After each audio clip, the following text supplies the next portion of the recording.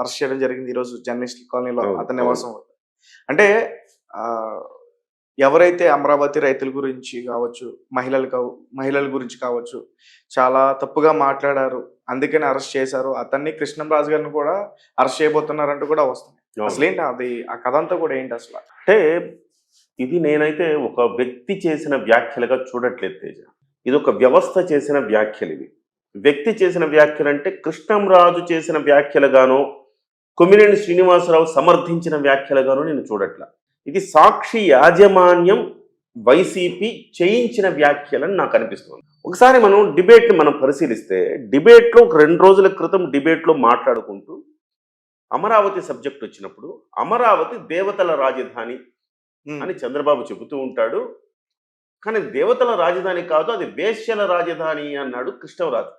Analyst రూపంలో ఉండే journalist అనే పత్రిక నడుపుతున్న సీనియర్ జర్నలిస్ట్ అయిన ప్రస్తుతం అనలిస్ట్గా ఉన్న కృష్ణరాజు అనే వ్యక్తి. దాన్ని సహజంగా ఏం చేయాలి? వేశ్యల రాజధాని అనగానే ఏం చేయాలి? వెంటనే ఖండించాలి. పోస్ట్ ఖండించకపోగా ఈయనేమన్నారు? అలా అంటే చాలామంది కోపం వస్తుందండి. నేను కూడా చూశాను, టైమ్స్ ఆఫ్ ఇండియాలో రాశారు. సో వేశ్య వృత్తిలో ఉండేవాళ్ళు ఎక్కువ మంది ఉన్నారని చెప్పి రాశారు. నేను కూడా చూశానండి అని చెప్పేసి ఆయన అన్నారు. అని వీళ్ళిద్దరూ వెకిలిగా నవ్వుకుంటూ ఆ వ్యాఖ్యలు చేశారు. దాన్ని సమర్థించుకునే ప్రయత్నం చేశారు చాలాసేపు. సో అది ఇవాళ అమరావతిలో నివసించే అనేక మందికి ఇబ్బంది కలిగించిందని చెప్పాలి. అమరావతి అంటే తాడికొండ నియోజకవర్గ పరిధి. తాడికొండ నియోజకవర్గ పరిధిలో ఎస్సీ ఎస్టీ వాళ్ళు ఎక్కువ మంది ఉన్నారు. ఆ సామాజిక వర్గాల వాళ్ళు దాదాపు 32% మంది ఎస్సీ ఎస్టీలే భూములు ఇచ్చారు అమరావతి. మిగతా అగ్రకులాల వాళ్ళు 18%, 20% మాత్రమే ఉన్నారు. అగ్రకులాల వాళ్ళు ఒకళ్ళు రెడ్లు ఒక 20% మంది, 18% మంది కమ్మలు, ఒక 8%, 9% మంది కాపులు ఉన్నారు. మిగతా ముస్లింలు, బీసీలు ఉన్నారు. సో అగ్ర స్థాయిలో ఇచ్చింది ఎవరంటే 32% ఎస్సీ ఎస్టీలు ఇచ్చారు. సో అటువంటిప్పుడు ఎవరిని అంటున్నావు నువ్వు? పైగా అమరావతికి చాలా గొప్ప పేరుంది. నాగార్జునుడు బౌద్ధం విలసిల్లిన ప్రాంతం అది. స్వయంగా నాగార్జునుడు విహరించిన ప్రాంతం అది. అంత గొప్ప చారిత్రక ఆనవాళ్లు కలిగిన ప్రాంతం అమరావతి. సో దాన్ని పట్టుకొని వేశ్యల రాజధాని అని అంటే డెఫినెట్గా అది చాలా అనేక మంది మనోభావాలు దెబ్బతినే అంశం. 2 రోజులుగా దాని మీద విస్తృతంగా నిరసన ప్రదర్శనలు జరుగుతున్నాయి. ఈవెందో అంత నిరసన జరుగుతున్నా కానీ చీమ కుట్టినట్టయినా లేదు వాళ్ళిద్దరికి. వాళ్ళిద్దరూ క్షమాపణ చెప్పకపోగా మళ్ళీ డిబేట్ చేసినట్టున్నారు. మళ్ళీ డిబేట్ చేశారు. క్షమాపణ చెప్పకపోగా వాళ్ళు ఇచ్చిన వివరణ ఏంటంటే, ఇది నివేదికల ప్రకారం చెప్పాము, మాదేం తప్పు లేదు, నివేదికల ప్రకారం చెప్పాము, టైమ్స్ ఆఫ్ ఇండియా ఇచ్చిన నివేదిక ప్రకారం చెప్పామంట. నేను ఆ టైమ్స్ ఆఫ్ ఇండియా నివేదికలు కూడా పరిశీలించాను. వాస్తవానికి టైమ్స్ ఆఫ్ ఇండియా నివేదికలు ఏ నివేదికలు అయితే ఆధారంగా చేసుకుని టైమ్స్ ఆఫ్ ఇండియా రాసిందో కథనము, ఆ నివేదికలన్నీ కూడా లోపభూయిష్టంగా ఉన్నాయి. ఉదాహరణకు ఒక చోట ఒక 1000 మంది పాపులేషన్ ఉందనుకుందాం తేజ. 1000 మందిలో ఒక 10 మంది దొంగలు ఉన్నారు అనుకుందాం ఉదాహరణకు. అదే సమయంలో ఇంకొక చోట 1,00,000 మంది ఉంటే 1,00,000 మందిలో 100 మంది దొంగలు ఉన్నారు అనుకుందాం. ఎక్కడ ఎక్కువ మంది దొంగలు ఉన్నారంటే ఏం చెప్తాను? సో దామాషా పద్ధతి ప్రకారం చెప్తాం. అంటే 1000 మందిలో 10 మంది దొంగలు ఉన్నారు ఇక్కడ. అక్కడ 1,00,000 మందిలో 20 మందే ఉన్నారు. దామాషా పద్ధతి ప్రకారం చూస్తే ఎక్కువ మంది 1,00,000 మందిలో ఉండేది 20 మందే. కనుక 1000 మందిలో 10 మంది ఉన్నారు. కానీ సంఖ్యపరంగా చూస్తే 10, 20 కనపడుతుంది. 20 అనేది 1,00,000 మందిలో 20 మంది ఉన్నారు, ఆ ఊర్లో ఎక్కువ మంది దొంగలు ఉన్నారండి అంటాం మనం. ఇక్కడ చూస్తే 10 మందేనండి, ఇక్కడ అక్కడ 20 మంది ఉన్నారు, కానీ అక్కడ 1,00,000 మంది ఉన్నారనే సంగతి మనం మర్చిపోతే ఎట్లా? అట్లా డెన్సిటీ ఆఫ్ పాపులేషన్ని తీసుకున్నప్పుడు ఆ డెన్సిటీ ఆఫ్ పాపులేషన్లో దాన్ని మనం రేషియోలో తీసుకుంటేనే మనకు పర్సంటేజ్ వస్తుంది. సో అలా లేకుండా వాళ్ళు రాశారు. పైగా ఉత్తరాదిన సరైన సర్వేలు జరగలేదు. జరగకుండా ఆ నివేదికలు ఇచ్చారు. చాలా చోట్ల ముంబై లాంటి నగరంలో రెడ్ లైట్ ఏరియాలోనే 1,00,000 మంది ఈ వ్యభిచారం చేస్తున్నట్టుగా ఒక అంచనా ఉంది. కానీ ఓవరాల్గా ముంబై మొత్తం కలిపి 95,000 మంది అని చెప్పేసి వాళ్ళ నివేదిక చెప్తాం. సో ఈ రకంగా కొన్ని చోట్లకి, కోల్కతా లాంటి చోట్లకి వాళ్ళు వెళ్ళలేని పరిస్థితి.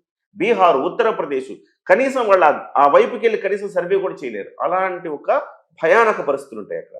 సో ఇన్ని పారామీటర్స్ ఉంటే ఎవడో దిక్కుమాలినోడు ఆ నివేదిక ఇస్తే, ఇంకొక దిక్కుమాలినోడు ఆ టైమ్స్ ఆఫ్ ఇండియాలో రాస్తే, ఈ దిక్కుమాలినోళ్ళు ఇద్దరు అక్కడ దాని మీద డిస్కషన్ పెడతారు. ఎంత బుర్ర తక్కువ వ్యవహారం కదా ఇది. ఇద్దరికి దాదాపు 40-50 ఏళ్ళ ఎక్స్పీరియన్స్ ఉంది గుండె కింద మీడియాలోనే.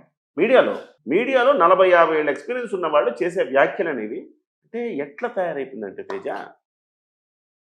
కొమ్మినేని శ్రీనివాసరావు గారు మంచి జర్నలిస్ట్. ఆయన అంటే మా అందరికి కూడా అపారమైన గౌరవం. ఆంధ్రజ్యోతిలో పనిచేశారు, ఆ తర్వాత ఎన్టీవీలో చర్చలు చేసేవాళ్ళు, హోస్ట్గా చేసేవారు. ఆ తర్వాత సాక్షికి వెళ్ళారు. రావణాసుర పక్షం చేరిన తర్వాతనే ఆయనలో జర్నలిస్ట్ చచ్చిపోయాడు. ఎప్పుడైతే ఆయన ఒక దశాబ్దమన్నర కాలం క్రితం రావణాసుర పక్షం చేరాడు. ఆయన చేరిన తర్వాతనే ఆయనలో ఉన్న జర్నలిస్ట్ పూర్తిగా చచ్చిపోయాడు. వైసీపీ కార్యకర్తగా మారిపోయి చర్చలు చేస్తూ ఉన్నాడు. సో ఖచ్చితంగా ఒక జర్నలిస్ట్కి ఒపీనియన్ ఉండద్దా అండి అంటే ఖచ్చితంగా ఉండొచ్చు. సరే, ఇక్కడ ఇంకొక ప్రశ్న అడుగుతాను. అంటే ఇలా అనుకోవచ్చా, అంటే సాక్షి పైన కూడా చర్యలు తీసుకుంటాం అని చెప్పేసి అన్నారు. హోమ్ మినిస్టర్ గారే మాట్లాడారు డైరెక్ట్గా. దాని తర్వాత మళ్ళీ వీళ్ళిద్దరూ డిబేట్లో జగన్ గారికి క్షమాపణ చెప్తాను, భారతి గారికి క్షమాపణ చెప్తాను, అవసరమైతే రాజీనామా చేసి బయటికి వెళ్ళిపోతాను అన్నట్టుగా కూడా మాట్లాడారు. అంటే తాను చేసిన తప్పు మళ్ళీ సాక్షి పైనకి రాకుండా అడ్డుపడ్డానిక స్వామి భక్తి ప్రదర్శించాడు తప్ప కొంచెం పశ్చాత్తాపానికి మించిన ప్రాయశ్చిత్తం లేదు అంటారు కదా తేజ. కొంచెమైనా పశ్చాత్తాపం ఉండాలి కదా. మహిళలు అంతమంది నిరసన తెలియజేస్తున్నప్పుడు బహిరంగంగా వచ్చి పొరపాటైంది, తప్పైంది, పొరపాటుగా దొర్లింది మా దగ్గర నుంచి, అది ఏదో నివేదికలు, తప్పుడు నివేదికలు చూసి మేము కూడా అలా పొరపడ్డాము, దయచేసి మీరు అందరూ క్షమించండి అంటే ఎంత హుందాగా ఉంటుంది. ఒక్కొక్కళ్ళకి 60-70 ఏళ్ళు ఉన్నాయి కదా, సిగ్గుండాలకు కొంచెమైనా. అలా కాకుండా వాళ్ళు ఏం చేశారు, భారతి గారికి ఉద్యోగ ధర్మం, ఉద్యోగం ఎక్కడ పోతుందని భారతి గారికి క్షమాపణ చెప్తా, జగన్ గారికి క్షమాపణ చెప్తా. వాళ్ళకి కాదు కదా నువ్వు చెప్పాల్సింది. నువ్వు చెప్పాల్సింది ఎక్కడ, మహిళలకు కదా, అమరావతి మహిళలకు నువ్వు క్షమాపణ చెప్పాలి. సో కనీసం పశ్చాత్తాపం కూడా లేకపోవడం ఇవాళ ఆయన అరెస్ట్ని అందరూ సర్వత్రా హర్షం వ్యక్తం చేస్తున్నారు. సరైన మంచి పని అయింది, సరిగ్గా జరిగింది అని చెప్తున్నారు. సో ఈయనేమో స్విచ్ ఆఫ్ చేసుకుని ఎక్కడో అప్స్కాండ్ అనమాట, దూరంగా ఎక్కడో దొరకకుండా పారిపోయాడు కృష్ణరాజు. సో ఖచ్చితంగా ఇది ఇక్కడతో ఆగదు తేజ. ఇది చాలా పెద్ద తప్పిదము. ఇందులో తీవ్రతని వాళ్ళు గమనించలేదా, లేకపోతే ఆ మాయ కమ్మేసిందా వాళ్ళని తెలియట్లేదు. కానీ ఇది నేను ఇంతకుముందు చెప్పినట్టు వ్యవస్థాగత తప్పిదం. ఇది కేవలం కొమ్మినేని ఒక్కడినో కృష్ణరాజు ఒక్కడనే కాదు, ఇది సాక్షి యాజమాన్యం, జగన్మోహన్ రెడ్డి గారు, వైసీపీ మొత్తం దీనికి బాధ్యత వహించాల్సిన అవసరం ఉంది. ఎందుకు అంటే గతం నుంచి కూడా నువ్వు అబ్జర్వ్ చేస్తే మీరు అమరావతి శ్మశానం లాగా ఉంది, ఇది శ్మశానం, ఇది ఇదేం రాజధాని శ్మశానం లాగా ఉంది అన్నాడు బొత్స సత్యనారాయణ అధికారంలోకి రాగానే. వైఎస్ఆర్సీపీకి సంబంధించిన వాళ్ళు చాలా మంది అధికారంలో రాగానే వాళ్ళు శ్మశానంతో పోల్చారు. ఆ రోజు నుంచి మొదలు ఇవాల్టి వరకు అనేక తప్పిదాలు రాజధాని విషయంలో చేశారు. రాజధాని నిజంగానే శ్మశానం చెయ్యాలని ప్రయత్నం చేశారు. అనేక మంది అక్కడ, చాలా మంది బయట నుంచి వచ్చి పెట్టుబడులు పెట్టుకున్నారు. నీలాంటోడు నాలాంటోడు అందరు వెళ్ళి ఒక 100 గజాలు, 200 గజాలు, 500 గజాలు ఎకరం కొనేవాడు ఎవడి స్థాయికి తగ్గట్టు వాడు కొనుక్కున్నాడు. రాజధానికి ప్రభుత్వం ప్రకటించింది కదా రాజధాని అని, కానీ నిట్ట నిలువున ఆ రకంగా ఇది రాజధాని కాదు అని క్లారిటీ వచ్చిన తర్వాత మొత్తం భూమి పడిపోయింది.